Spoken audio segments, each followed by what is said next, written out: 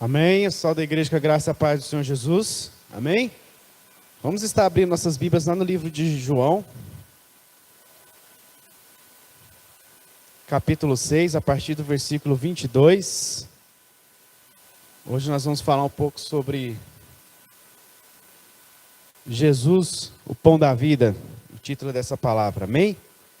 Mas antes, vamos estar orando mais uma vez, pedir para que Deus possa direcionar, para que Ele possa falar, para que Ele ministre os nossos corações nessa manhã. Amém? Sim, Pai, nós queremos Te louvar, nós queremos Te bendizer, nós queremos glorificar o Teu santo nome, e queremos clamar ao Senhor que o Senhor esteja visitando as nossas vidas nesse momento, que o Senhor esteja falando aos nossos corações, que o Senhor esteja fazendo a Tua vontade em nossas vidas hoje, Pai. Prepara os nossos corações para a Tua palavra e fale conosco nessa manhã. E seja o Senhor falando em nós, em nome de Jesus Cristo, nessa manhã. Amém. Amém, amados? Então, hoje nós vamos falar um pouco sobre Jesus, né, o pão da vida, uma palavra bastante conhecida, né? Hoje, o tema, nós tivemos a Santa Ceia. É interessante, né, amados, que o pão, né, é algo que acho que todo mundo aqui gosta, né? Para nós, na nossa cultura, o pão é algo essencial, né? De manhã, quem não gosta de ir na padaria, comprar um pãozinho francês, né, quentinho, você passa a manteiguinha nele assim, ele começa a derreter, delícia, né? É uma delícia. Ou então, com mortandela, né, um queijo, quem não gosta, né? Eu tive a oportunidade de viajar, de ir para fora do Brasil e conhecer outros tipos de pães, né? E aqui é muito conhecido o pão francês, né? E lá, no lugar que eu fui, tinha outros tipos de pães e maravilhosos, né?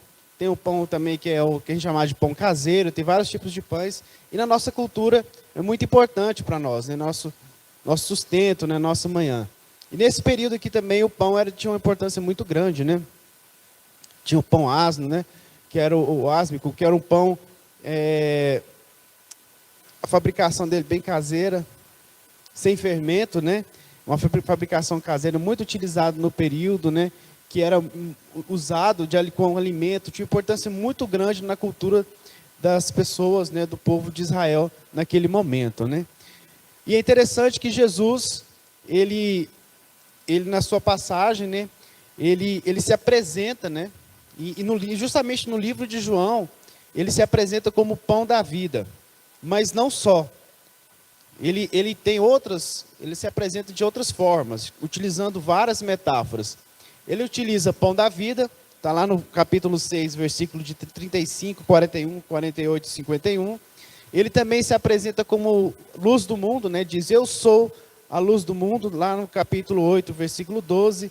Ele se apresenta também como a porta das ovelhas, né? Eu sou a porta das ovelhas, capítulo 10, versículos 7 e 9. Ele também se apresenta como bom pastor, capítulo 10, versículo 11 e 14. Ele também se apresenta como, eu sou o bom pastor, né? Ele também se apresenta como o caminho, a verdade e a vida, né? Dizendo, eu sou o caminho, a verdade e a vida, lá em João 14, versículo 6.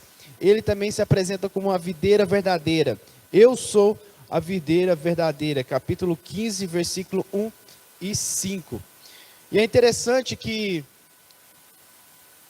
nessas metáforas, né, por assim dizer, que Jesus utiliza, na verdade, ele está dizendo para o povo de Israel e diz para nós que ele está conosco, que ele cuida, que ele é nossa vida hoje, ele é nossa salvação e ele é nossa vida eterna. Se a gente pudesse resumir tudo isso que ele diz aqui, essas metáforas que ele utiliza, essa é a síntese. Ele diz, olha, eu sou o Deus de vocês, eu estou com vocês, eu estou cuidando de vocês, eu sou a segurança de vocês, eu sou a vida de vocês hoje, e eu serei a vida de vocês eternamente. Amém? Vamos lá então ler no capítulo 6, João 6. Eu vou trabalhar todo o capítulo 6, mas eu não vou ler tudo, né, porque vou trabalhar a partir do versículo 22 e vai até o versículo 71. Vou trabalhar ele todo em algumas partes, mas não vou ler todo. Amém? Diz assim em João capítulo 6, versículo a partir do 22. No dia seguinte, a multidão que ficara do outro lado do mar notou que ali não havia senão um pequeno barco e que Jesus não embarcara nele com seus discípulos, tendo este partido sós.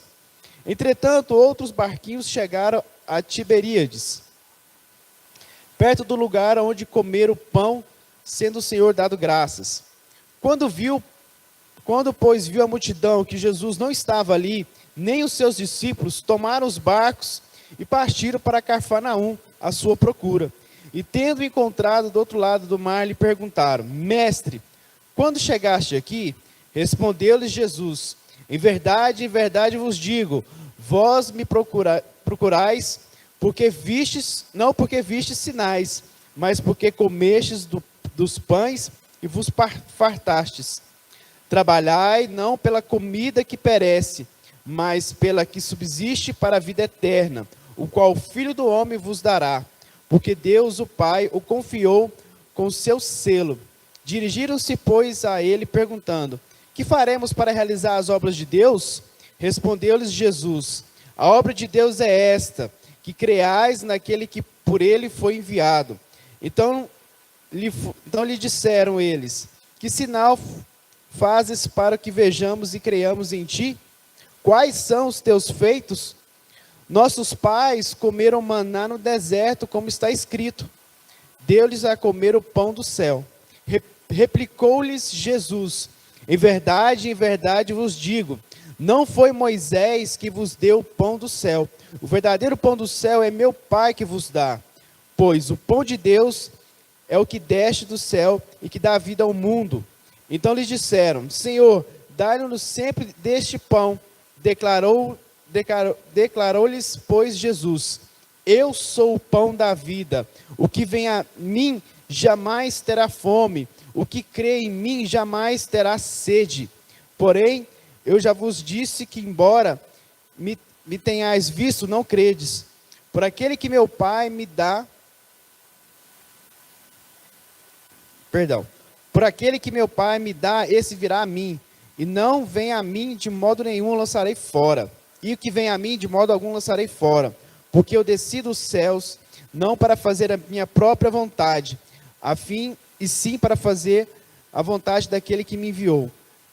E a vontade de quem me enviou é esta, que nenhum eu perca de todos os que me deu. Pelo contrário, eu ressuscitarei no último dia. De fato, a vontade de meu Pai é que todo homem que vir o Filho e nele crer tenha a vida eterna. E eu ressuscitarei no último dia. Amém? Então aqui nós temos uma passagem em que Jesus, ele é procurado por um grupo de pessoas, né? E essas pessoas vão atrás dele. Ele está justamente na sinagoga de Cafarnaum. Ele não está em qualquer lugar, mas ele está na sinagoga de Cafarnaum. Para nós entendermos um pouco esse começo da palavra, né? Que diz o seguinte: no dia seguinte, a multidão que ficara do outro lado. O que aconteceu? Na verdade, o que tinha acontecido é que uma multidão de pessoas, um grupo de pessoas começou a seguir Jesus primeiro, pela cura de alguns enfermos que Jesus havia realizado. Então Jesus realizou algumas curas, alguns sinais, algumas maravilhas, e as pessoas começaram a seguir Jesus, uma multidão de pessoas. Então ele vai para o monte, ele sobe com seus discípulos para o monte, e esse grupo de pessoas sobe atrás dele. Chega lá, era um lugar deserto, que não havia mantimento, não havia como eles procurarem comida, e André, o discípulo de Jesus, ele avista uma criança com 5 pães e 2 peixinhos, né? E a palavra até diz, 2 peixinhos. E aí ele chega a Jesus e diz: Jesus, olha, nós temos que alimentar esse povo aí. Se a gente for gastar o dinheiro, vai dar muito dinheiro que nós temos que utilizar para alimentar. E ali, tem uma criança ali com 5 pães e 2 peixinhos. Jesus chama, pega esses pães e esses 2 peixes, e ele começa a distribuir entre as pessoas. E ele consegue alimentar todos, muitas pessoas, e ao final sobram 12 cestos de pães, né, do que essas pessoas alimentaram. Após isso, as pessoas começam a identificar que Jesus seria o Messias que era prometido ao povo de Israel. Então, como todos nós sabemos, existe a promessa do envio do Messias ao povo de Israel, eles veem esse sinal, eles começam a pensar, será que ele é? E Jesus percebe isso, e ele sobe, ele se afasta do povo. Depois os seus discípulos atravessam novamente o mar. Jesus tem aquela passagem que ele vai andando, né, sobre o mar para encontrar com seus discípulos, e depois o povo vai atrás dele. Então nós temos esses antecedentes, esse contexto aí das pessoas que foram alimentadas por Jesus, mas esse fato de ser alimentados por Jesus os faz pensar que ele poderia ser o Messias, né, que seria prometido ao povo de Israel, queria estabelecer o reino terreno ao povo de Israel, queria libertar o povo de Israel, queria dar uma outra vida ao povo de Israel. Amém? E aí, então, eles procuram Jesus. E aí, nós temos o primeiro tópico que eu queria trabalhar com os irmãos, que é a busca errada. Lá em João 6, 26, João 6, 26. Justamente eles vão procurar Jesus, a multidão procura Jesus, e encontra Jesus lá no 25, né? E tendo encontrado do outro lado do mar, lhe perguntaram, mestre, quando chegaste aqui? Então eles estão lá procurando Jesus. E aí Jesus logo lhes dá uma resposta. Respondeu-lhe Jesus, em verdade vos digo, vós me procurais não porque vistes sinais, mas porque comeste dos pães e vos fartastes. Então é interessante aqui, que as pessoas vão procurar Jesus, e Jesus logo já dá uma resposta, né? Como se diz, um papo reto com eles. Olha, vocês não estão aqui me procurando porque vocês viram sinais ou alguma coisa assim. Na verdade, eles haviam visto os sinais. Mas a grande questão deles era o pão que eles haviam comido. Disse, olha, vocês estão me procurando aqui porque vocês comeram pão. Vocês se fartaram. Né? Então, o que mostra aqui da motivação das pessoas que estavam procurando Jesus? As pessoas que estavam procurando Jesus não estavam procurando ele por aquilo que ele era, ou por aquilo que ele é, mas sim por aquilo que Jesus poderia oferecer a eles. No caso, o pão. O pão aqui, ele representa o sustento. Ele também pode representar a satisfação das suas necessidades físicas, ou as suas necessidades materiais. E é interessante, amados, que muitos de nós somos atraídos por Deus, não pelo que ele é, mas aquilo que ele pode nos oferecer, né? Então, assim, Deus, ele utiliza dessa estratégia. Né? Às vezes nós procuramos a Deus à procura de uma bênção, às vezes procuramos a Deus porque estamos com um problema financeiro, às vezes procuramos a Deus por questões de necessidades básicas mesmo. E essa necessidade, quando nós não conhecermos a Deus, nos move até Ele. Então, quem não foi aqui, que não se aproximou de Deus aqui, por alguma necessidade, por algum problema, né? Seja em qual área da sua vida. Isso faz parte. A grande questão que Jesus coloca aqui, que ele começa a confrontar o povo, e é importante que nós devemos pensar um pouco sobre nós, essas pessoas aqui eram um povo já separado, um povo de Deus, um povo escolhido. Não eram gentios, não eram pessoas que não conheciam a Deus. E a mesma coisa é que se nós formos pensar sobre o nosso caso, se nós somos atraídos por Deus por aquilo que Ele pode nos ofertar. Mas o grande problema, a grande questão é continuar procurar a Deus somente por aquilo que Ele pode nos dar. Essa que é a grande questão, esse que é o grande confronto que Jesus faz com as pessoas e que Ele acaba nos confrontando também. O que nós viemos buscar em Jesus? Cura, bênção, satisfação das nossas necessidades, sejam necessidades materiais, seja quais forem as necessidades. É só por isso que nós procuramos a Jesus. Nós procuramos Jesus porque nós estamos precisando de um emprego, e nós clamamos a Jesus, Jesus, preciso tanto de um emprego, por isso eu vou na igreja, por isso que estou orando a Ti. Nós procuramos Jesus só porque nós precisamos de um aumento salarial, só porque temos uma pessoa que está enfermo na nossa família, e nós queremos que o Senhor faça a cura. Amados, eu não estou querendo dizer que isso é errado, mas eu estou dizendo que somente isso, buscar a Jesus, buscar a Deus, por isso, é uma questão que nós temos que pensar que pode ser o problema. Por que isso? Porque aqui, nós temos uma inversão muito grande de valores. Aqui, eles invertem o processo.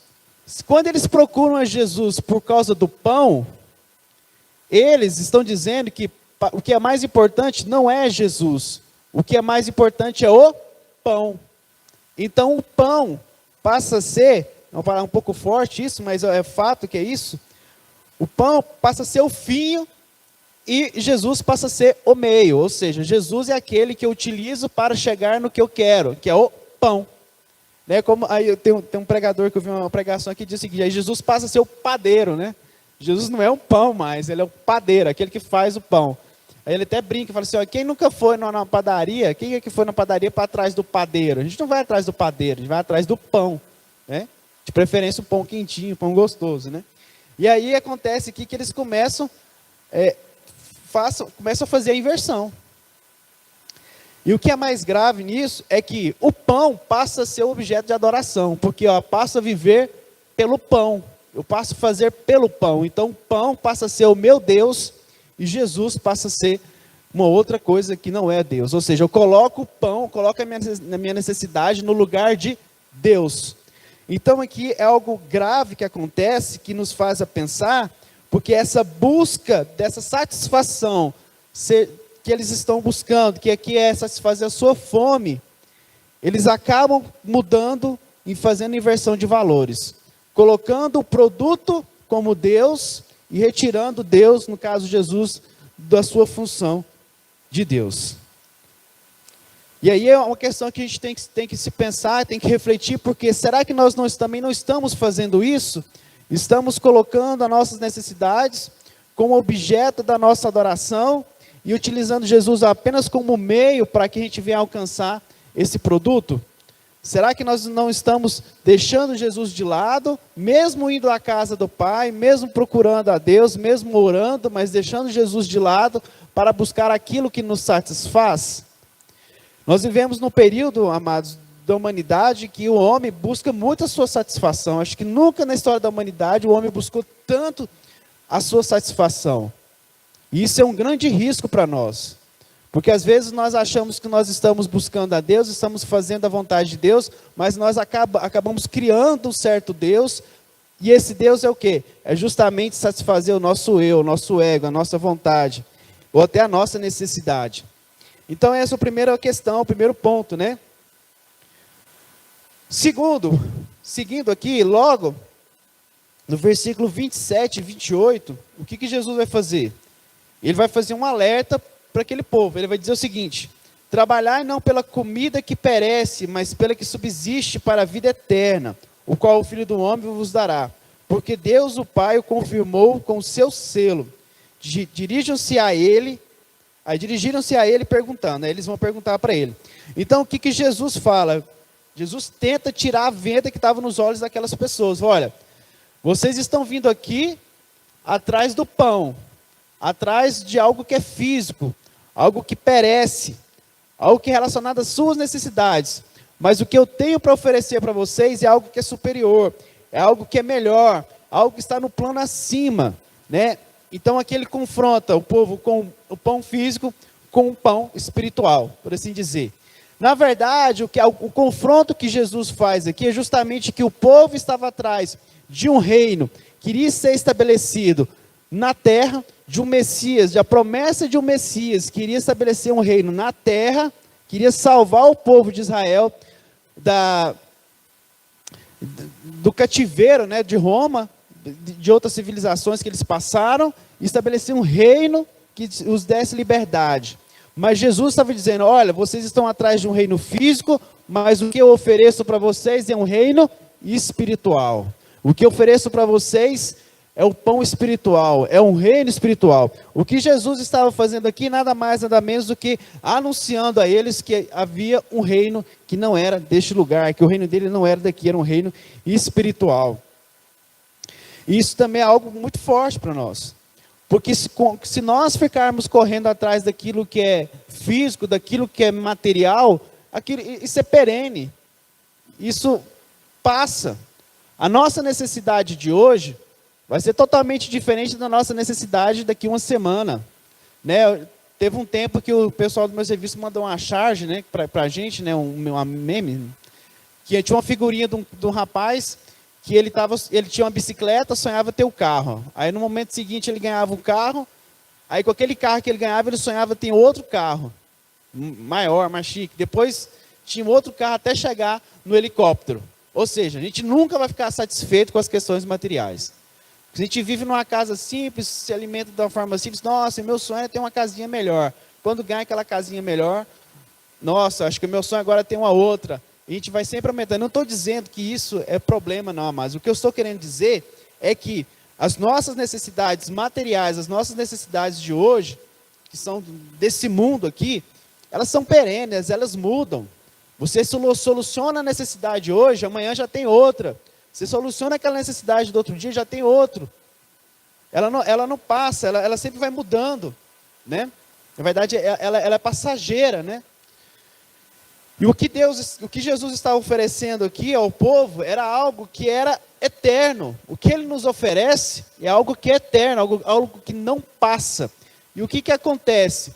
Nós acabamos focalizando a nossa vida, perdendo o nosso tempo naquilo que é perene. Nós focalizamos a nossa vida naquilo que é o problema de hoje, depois naquilo que é o problema de amanhã, daquilo que é o problema de amanhã, depois de amanhã, e assim sucessivamente. E nós ficamos, né, perdendo tempo, entre aspas, em torno desses problemas que são materiais, né? Deixar o tempo passar, né? Deixar o tempo passar. Salomão falou muito bem sobre isso também.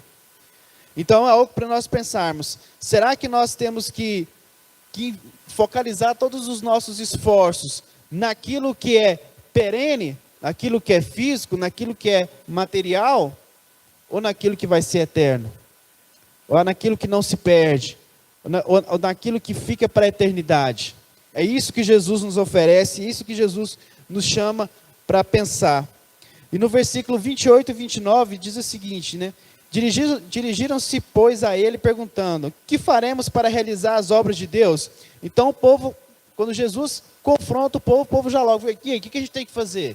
Né? Vamos lá, o que a gente tem que fazer para conseguir essa obra?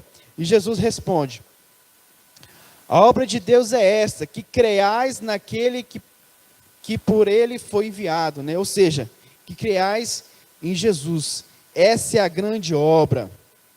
E é interessante, nós que somos envolvidos na obra de Deus, né? É que às vezes nós fazemos tudo, todos os nossos, quando eu falo tudo, é todos os nossos esforços físicos, e às vezes nós esquecemos do mais importante: crer naquele que Deus enviou, Jesus. Às vezes nós fazemos de tudo para resolver as questões do Ministério de Louvor, ministério que eu faço parte, de fazer, de trabalhar, e mover, e esquecemos daquele que é crer que Jesus Cristo tem um controle disso. Às vezes nós fazemos o trabalho da casa do Senhor de forma extenuante, correndo atrás, buscando, e às vezes nós esquecemos que o maior interessado nisso é Jesus Cristo. Às vezes nós fazemos o trabalho na nossa casa de cuidados familiares, etc, mas nós esquecemos de crer em Jesus Cristo, que basta uma palavra, um pedido, uma oração que Ele toma conta. Às vezes nós oramos a Deus, né, como o bispo no começo da minha caminhada falava muito para mim, né, deixa Deus ser Deus, né, a gente pede algo para Deus com a mão, faz isso, Deus, eu te dou aqui o meu problema nas tuas mãos, aí com a outra mão tira, não, deixa que eu tomo conta, deixa que eu faça, né? É interessante isso, né? Isso vai justamente apontar para o próximo tópico, que é algo que é muito interessante, que fala sobre a confiança, né? E aí lá no versículo, versículo 30, o que acontece?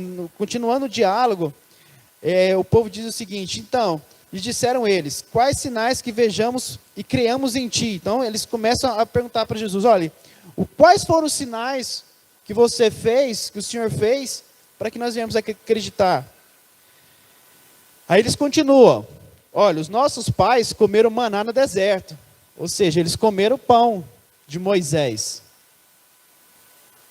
E aí vem Jesus. Replicou-lhe Jesus: em verdade vos digo que não foi Moisés que vos deu pão do céu. O verdadeiro pão do céu é o meu Pai que vos dá. Porque o pão de Deus é o que desce do céu e que dá vida ao mundo. Então, o que acontece aqui? Acontece que a multidão incrédula começa a pedir provas para Jesus. Então, nós queremos mais elementos para saber se você realmente é o Messias. Se você é aquele que estava com a promessa estava estabelecida. Né? E aí eles vão relembrar justamente do maná. Então, o que foi o maná? O maná, justamente, ele foi o pão que Deus enviou, né? Uma espécie de um pão que Deus enviou, que chegava como se fosse um orvalho para o povo de Israel, durante 40 anos. Está lá em Êxodo 16. É interessante que como que foi feito isso? O povo precisava do sustento, clamou a Deus, e Deus enviou o maná. Né? A palavra maná significa o que é isso, né? Todos acho que já sabem. E aí, por quê? Porque o povo, quando viu, não sabia o que era. Né? E ele caía com o orvalho, e Deus deu orientações para o povo, como eles iriam se portar perante aquele pão que estava sendo enviado do céu. Olha, vocês têm que pegar esse pão, durante a porção relacionada à porção do dia. Vocês não podem pegar a porção para guardar para o dia seguinte. E somente no sábado vocês vão pegar, acho que na sexta, vocês vão pegar uma porção dobrada para ficar para o sábado, para guardar o sábado. E aí o que é? A primeira coisa que eles fizeram, quem tiver curiosidade depois olha lá em Êxodo. No primeiro dia, eles pegaram uma porção para o segundo dia. Ou seja, aquele povo não teve confiança suficiente em Deus para dizer o seguinte: olha, amanhã vai ter mais. Então, já vou pegar aqui, estou aproveitando que Deus resolveu mandar esse maná, vou guardar para amanhã. E o que acontece? Ele estraga, ele fica com bicho. Né? Então, isso é muito forte. E o que demonstra aqui no povo de Israel? Demonstra justamente uma falta de fé de que Deus poderia suprir a sua necessidade de enviar o maná no dia seguinte. Eles estavam recebendo naquele primeiro dia, mas eles não criam que Deus poderia mandar para o dia seguinte. E aí eles pegaram e quiseram pegar para o dia seguinte. E é interessante que isso, Deus estava trabalhando justamente a dependência do povo dele por ele. E aí o que ele fez? Ele estragou todo o maná para dizer o seguinte: olha, vocês vão esperar eu mandar no dia seguinte. Vocês vão aprender que vocês precisam de mim, que vocês dependem de mim todos os dias. Todos os dias. Uma total dependência da vontade de Deus. E é isso que Deus quer de nós. Essa dependência diária dele. Todos os dias. Não somente domingo, né? Eu procuro Deus no domingo e eu vou orar domingo e ele que vale para a semana toda, né? A semana toda. Ele quer essa dependência dos dias. E da mesma forma, esse povo aqui demonstrava falta de fé. Eles não acreditavam verdadeiramente em Jesus. Eles estavam vendo os sinais, eles estavam vendo aquilo que Jesus havia feito, mas eles ainda queriam provas. Queriam dizer: olha, o que o Senhor pode mostrar ainda para nós aí? Queremos provas de que o Senhor é aquele que nós estamos esperando. Quantas e quantas vezes nós não pedimos provas para Jesus? Quantas e quantas vezes nós não pedimos provas para Jesus? Eu já pedi. Às vezes Deus fala assim: meu filho, eu estou te levantando agora, você vai pregar. Meu filho, eu estou te levantando agora para levar a palavra para fulano. Filho, eu estou te levantando agora porque você vai fazer isso. Você vai tocar no ministério de louvor. Porque você vai fazer aquilo outro. Ah, Deus, manda o anjo falar comigo. Manda prova. Vou colocar ali um pedaço de lã do lado de fora da minha janela. Ele tem que se amanhecer molhado. É porque o Senhor está dizendo mesmo comigo. O pastor tal tem que ligar para mim agora e confirmar. Se ele não ligar e não confirmar, dentro de 2 segundos, é que não é o Senhor que está falando. Aí não ligou, então não é o Senhor que está falando. E isso demonstra de nós a nossa falta de fé, a nossa incredulidade daquilo que Deus fala conosco, daquilo que Deus estabelece para as nossas vidas. né? Então, às vezes, nós parecemos semelhantes a esse povo aí que pede a prova a Jesus. Não, o Senhor é Jesus mesmo, então mostra para a gente, nos dá sinais. E por vezes nós falamos, Jesus, nos dá sinais que o Senhor é Deus. Nos dá sinais de que aquela pessoa que o Senhor colocou lá como líder, ele realmente é meu líder. Nos dá sinais que aquilo que eu tenho que fazer é aquilo que o Senhor está mandando. Nos dá sinais. Na verdade, eu estou dizendo para Deus, Deus, eu não estou acreditando naquilo que o Senhor está estabelecendo. Não estou acreditando naquilo que o Senhor está falando. Não estou acreditando que aquele líder que o Senhor colocou na minha vida, ele é o líder que foi estipulado pelo Senhor. Não estou acreditando. Melhor dizer, não estou crendo. Porque crer é diferente de acreditar. E é justamente sobre isso que quero continuar falando.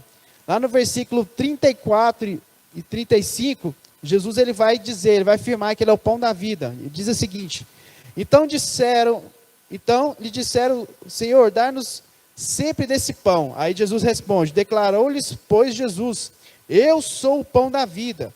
O que vem a mim jamais terá fome, e o que crê em mim jamais terá sede. Então aqui ele explica, então as pessoas falam assim, nossa, e ele vai dizer, olha, o pão que é enviado do céu não é o pão lá, o maná de Moisés. E posteriormente ele fala, aquelas pessoas que comeram maná, elas morreram, mas o pão que Deus envia, a pessoa que come não terá morte. E aí ele vai dizer o seguinte, ele vai dizer, olha, vocês têm que comer e beber deste pão, e esse pão sou eu, Jesus, eu sou o pão da vida. É algo que acredito que tenha sido muito forte para as pessoas, que Jesus até fala, que tem quem não comer da minha carne, beber do meu sangue, né, não tem parte comigo. Porque a forma que eles compreendiam ali era muito literal, né? Então eles pensavam, cara, esse cara está querendo que a gente come ele, que a gente seja canibal. Então assim, e é uma palavra assim, até interessante, que não é uma palavra fácil, é uma palavra dura mesmo. Imagina você uma pessoa chegar e falar, olha, para vocês terem parte comigo aqui, vocês têm que comer da minha carne e do meu sangue, sem explicar nada, o contexto. Aqui nós sabemos o contexto de tudo, mas para eles não, uma palavra dura. E aí, o que significa justamente comer e beber de Jesus, né? Olha só no verso 35, como que ele fala, declarou-lhes, pois, Jesus, eu sou o pão da vida, o que vem a mim jamais terá fome, e o que crê em mim jamais terá sede. Então, o que a pessoa precisa fazer para não ter fome e não ter sede? Ou seja, para se alimentar de Jesus, tem que ir até Jesus e tem que crer em Jesus. Entenderam aí? Declarou-lhe, pois, Jesus, eu sou o pão da vida, o que vem a mim jamais terá fome. Ou seja, come da carne de Jesus. E o que crê em mim jamais terá sede. Então, o que Jesus quer de nós, o que ele queria daquele povo? Que as pessoas fossem até ele, mas que as pessoas tivessem fé. Que as pessoas crescem, né, tivessem a fé em Jesus. E aí, é interessante nós pensarmos que crer não é a mesma coisa que acreditar. A gente tem muito essa ideia de crer como uma ideia de acreditar, né? Eu acredito. Existe uma diferença muito grande entre crer e acreditar, né? Até eu vi uma pregação que o pastor faz uma ilustração interessante, eu vou mudar um pouco a ilustração dele, mas vai ficar muito parecido. Ele falou do pão, né? Mas eu vou falar de um prato de comida, que já está chegando às 11 horas, a gente começa a ficar com fome, né? Então, se a gente pegarmos aqui um prato de comida saboroso, né? Vamos pensar no churrasco, né? Um churrasco, né? Um arrozinho branco, um vinagrete, o feijão daqui do churrasco, qual que é o nome do feijão? Tropeiro, nossa, é delicioso, eu amo esse feijão. Você olha para aquele prato, você vê que, você acredita que se você está com fome, se você comer daquele prato, você vai ficar alimentado, amém? Você acredita que a ciência disse ali que o arroz tem carboidrato, que a carne tem proteína, né, que o feijão também tem proteína, o arroz e o feijão têm as proteínas essenciais do nosso organismo, e se você comer aquilo, você vai estar nutrindo o seu corpo de carboidrato, de gordura, de proteína, amém? O prato está na sua frente, você acreditou, ele nutriu o seu corpo? Não. Acreditar que o prato está ali, que ele te faz bem, que que você vai comer e vai saciar a sua fome, sacia a sua fome? Não. Não.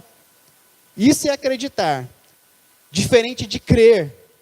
Crer vai além. Crer da seguinte forma: está lá o prato de comida, que tem um arroz, que tem um churrasco, feijão tropeiro, e tem o tomate lá, o vinagrete. Quando eu creio que aquilo vai saciar a minha fome, o que eu faço? O que eu faço? Eu como. Então eu creio que o arroz tem carboidrato, eu creio que a carne tem proteína, né, que ele tem gorduras ali, que eu me alimentando vai saciar a minha fome e vai ser bom para mim. Então, se eu creio, o que eu faço? Eu como um arroz, eu como prato, eu vou lá e sacio a minha fome. Então, qual que é a diferença entre acreditar e crer?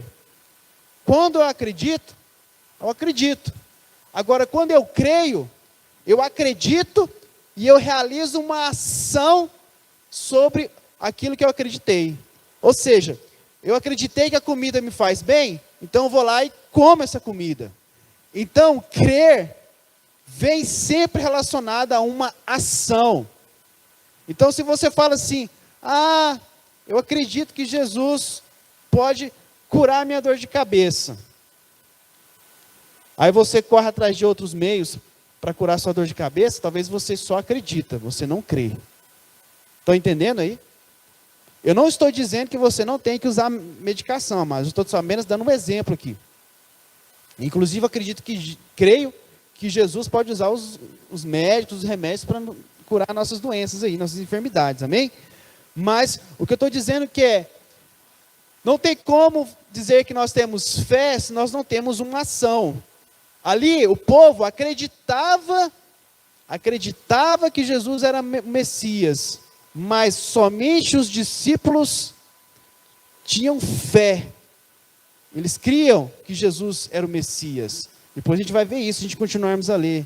Vai dizer, olha, somente tu tens as palavras de vida eterna. Pedro vai falar posteriormente. Ou seja, os discípulos, o que fundamentava eles naquele momento era crer em Jesus. E muitos que estavam ali apenas, no máximo, acreditavam em Jesus. E é interessante nisso que nós temos que pensar sobre essa questão de acreditar e de crer, né? Eu já estou caminhando para o final da palavra. Outro exemplo que é muito forte, que muitos pregadores utilizam, né, é da questão do pai e da criança, né? A criança, quando ela é pequena, né, às vezes ela sobe em algo assim alto, e o pai fala assim, pula meu filho, pula que eu te pego. Né? A criança, ela demonstra que crê no pai dela quando ela pula. Ela pula. Né? E é interessante isso, que criança pequena faz isso.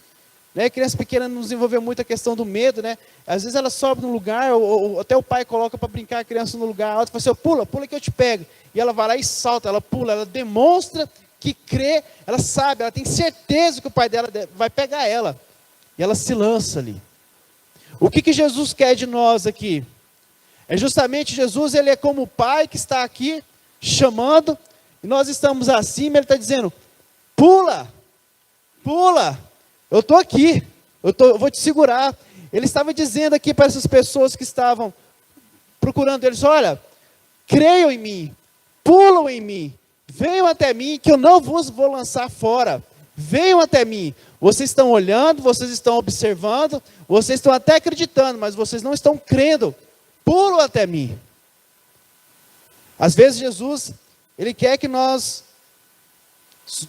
subimos no muro, às vezes nós estamos no muro do pecado, e ele quer que nós pulamos do muro do pecado para os seus braços.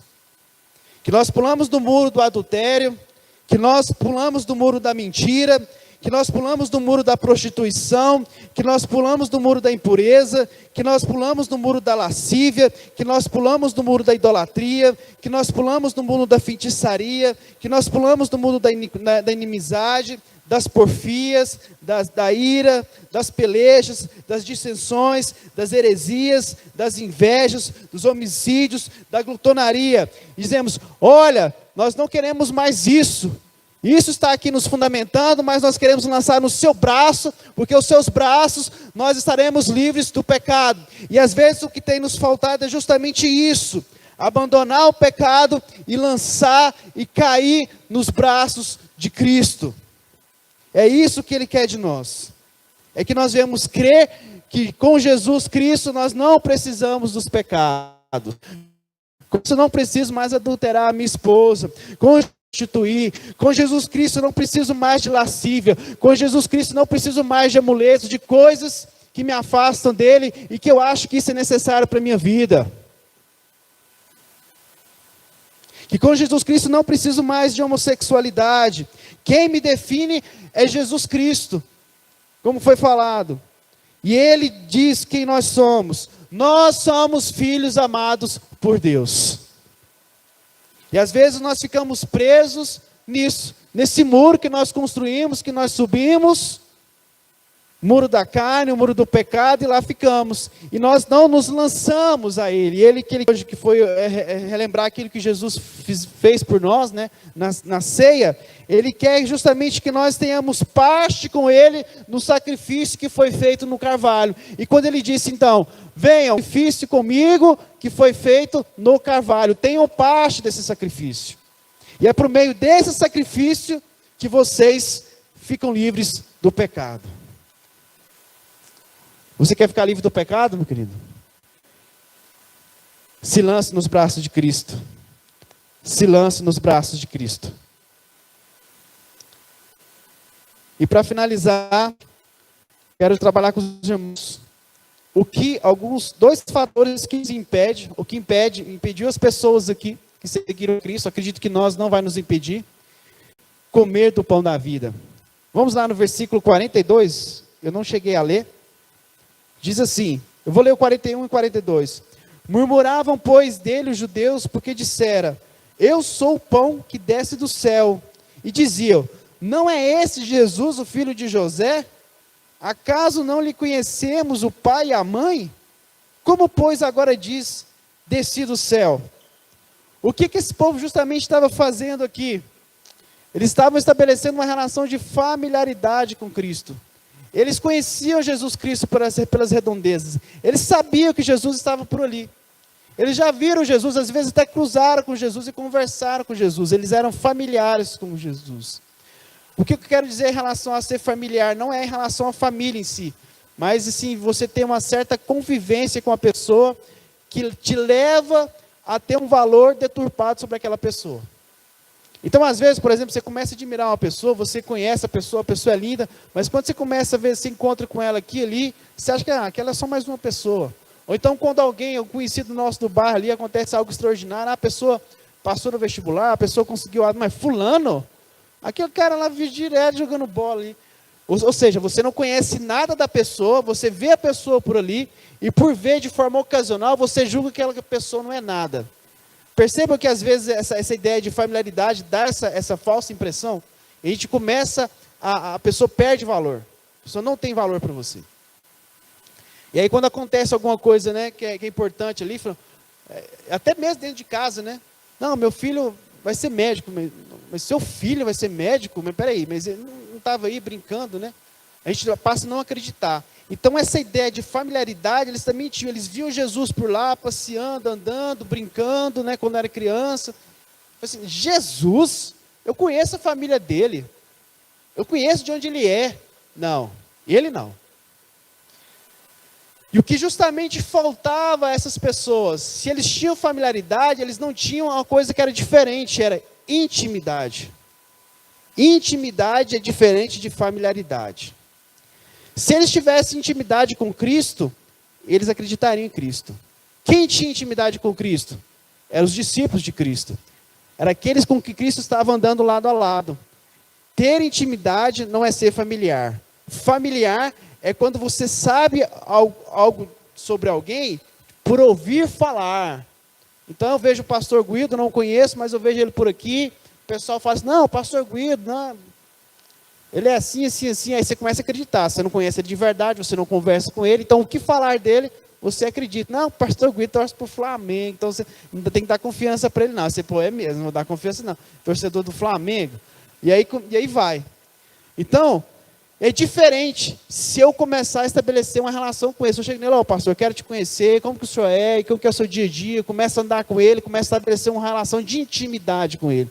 Aqui, as pessoas, elas tinham familiaridade com Cristo, elas conheciam Cristo daquilo que elas ouviam falar, não por uma relação efetiva com Cristo, de estar perguntando com Cristo, de conversar com Cristo. E aí eu pergunto para nós, para a gente pensarmos, nós estamos tendo uma relação de familiaridade com Jesus ou uma relação de intimidade com Jesus? Nós estamos tendo uma relação de conhecer Jesus pelaquilo que as pessoas falam de Jesus, ou nós conhecemos Jesus pelo relacionamento que nós temos com Jesus? Eu lembro que quando eu comecei a congregar na igreja, comecei a vir na igreja, acho que nem podia dizer que eu era cristão, mas eu vi justamente pelos problemas, e eu estava com problema, na época eu queria passar no concurso, e eu cheguei no bispo, na época ele era pastor, queria que o senhor orasse por mim, se orasse por mim para me passar no concurso. E ele falou assim, não, ora, mano, não ora. Eu falei assim, eu quero que o senhor ore, porque o senhor tem mais intimidade com Deus, eu percebo que o senhor conhece mais, o senhor sabe, se eu falar com ele, ele nem vai ouvir não, não vai dar muita moral não. Então, esse exemplo demonstra claramente que eu não tinha nenhuma intimidade com Deus, que eu mal de ouvir falar algumas coisas, mas percebi uma pessoa que tinha essa intimidade e pedi, ó, fala com ele, fala com Deus aí. Às vezes nós fazemos isso, nós vamos pedir, olha, eu pedi o irmão para orar por mim, porque eu não sei se Deus vai me ouvir minha oração, eu não sei se ele vai fazer por mim. Isso talvez, irmão, pode ser um sinal de que você tenha familiaridade com Cristo e não intimidade com Cristo. Eu não estou dizendo aqui que nós não devemos pedir oração uns pelos outros, porque Deus ele entrega dons específicos e o irmão ele pode usar o dom dele para abençoar a igreja que é o corpo. Então, por exemplo, se eu tenho um irmão que tem um dom da cura, e eu estou enfermo, eu vou para ele e falei, não, meu irmão, ora para mim, para eu ser curado, porque eu sei que o senhor tem um dom da cura. Se tem o irmão que tem um dom do conhecimento, eu vou pedir para ele para orar, porque Deus vai mostrar algo para ele. Não estou dizendo isso, mas eu estou dizendo que em todo momento eu não oro a Deus, eu não falo com Deus, porque eu não conheço Deus, eu não sei o que Deus pode fazer por mim, aí eu tenho que sempre pedir o irmão para orar por mim, sempre pedir o pastor para orar por mim, sempre pedir para o bispo para orar por mim. Porque eu não creio que Deus faz por mim. Por que eu não creio? Porque eu não tenho relação de intimidade com Deus. O que eu faço? Eu sou familiar. Eu ouço falar dele, às vezes, quando o pessoal sobe no púlpito e fala de Deus lá. Deus é grande. Não, eu acho que realmente Deus é grande. Mas na primeira tribulação, eu falei, não, Deus não é grande nada. Ele é a conversa daquela pessoa que estava lá no altar falando. Ou seja, eu não tenho essa relação, eu não tenho essa íntima. Então, eu não acredito em Jesus. Então, eu quero chamar a atenção e dizer a nós que nós devemos ter uma relação íntima com Deus. E como nós podemos ter essa relação íntima com Deus? Andando com Cristo, falando com Cristo, dormindo com Cristo, orando com Cristo, lendo a palavra de Cristo. É assim que nós vamos ter uma intimidade com Cristo, não uma familiaridade. E quando alguém vir falar algo de Cristo, não, peraí, esse cara aqui está falando certo. Porque o que ele está falando de Cristo, eu confirmo. Ou então, não, esse cara está falando besteira.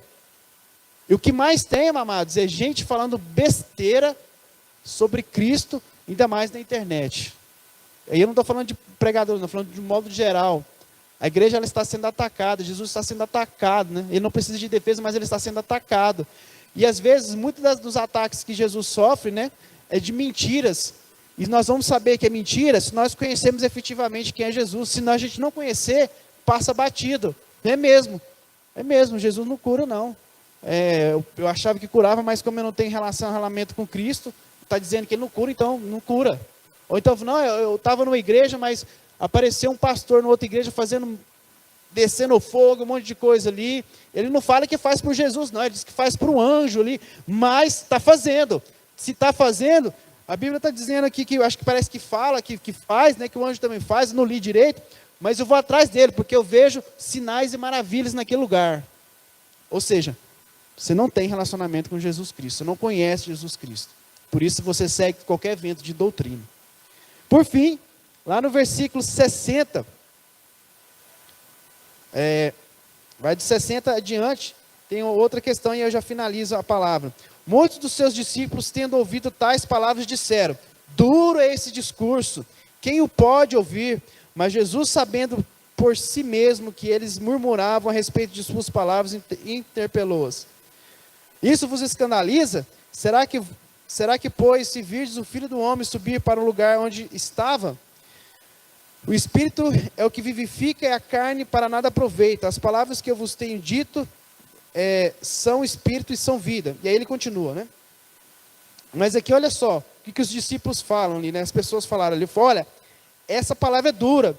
E depois, mais adiante, acho que no 66, eu vou ler aqui, à vista disso, muitos dos seus discípulos o abandonaram e já não andavam com ele. E esses discípulos aqui eram as pessoas que seguiam, né? Então o que eles falavam? Olha, essa palavra que Jesus falou aí, essa palavra que comer e beber da carne e do sangue é uma palavra dura. Então se é uma palavra dura, eu não vou segui-lo. Ou seja, porque o gosto é amargo mesmo, porque não quer, porque ouve a palavra de Cristo e não quer seguir. Porque a palavra de Cristo, o que ela fez aqui com a multidão, com as pessoas? Confrontou as pessoas, confrontou aquilo que elas acreditavam. E a palavra de Cristo nos confronta a todo o dia, a todo momento. Te confronta marido, te confronta esposa, te confronta filho, te confronta ministro de louvor, te confronta pastor, te confronta servo, te confronta a todos nós aqui, nos confronta a todos nós. E às vezes nós dizemos, essa palavra é dura, eu não quero essa palavra. E muitos acabam não querendo e não seguindo a Jesus. Mesmo estando aqui, mesmo andando conosco, mesmo às vezes estando lado a lado. Porque eu estou querendo dizer aqui que não é algo que uma pessoa que veio, às vezes ouviu a palavra e se afastou, né, se desviou, como se diz. Isso também pode acontecer. Mas eu estou dizendo, às vezes a pessoa permanece, ela caminha, mas no fundo ela não quer essa palavra de Jesus. Não, ela cria um Deus próprio, ela estabelece um Deus no seu coração e começa a seguir esse Deus que está no seu coração. Então esses são os dois elementos que podem impedir que nós venhamos comer o verdadeiro pão da vida. Hoje pela manhã nós tivemos então a ceia, que nós comemos e bebemos do corpo e do sangue de Cristo representados no sangue e no suco de uva. Mas Ele te convida nessa manhã que você venha comer do pão da vida, que você ter com Ele, crendo nele, e seguindo a Ele, e se lançando de corpo e alma nele.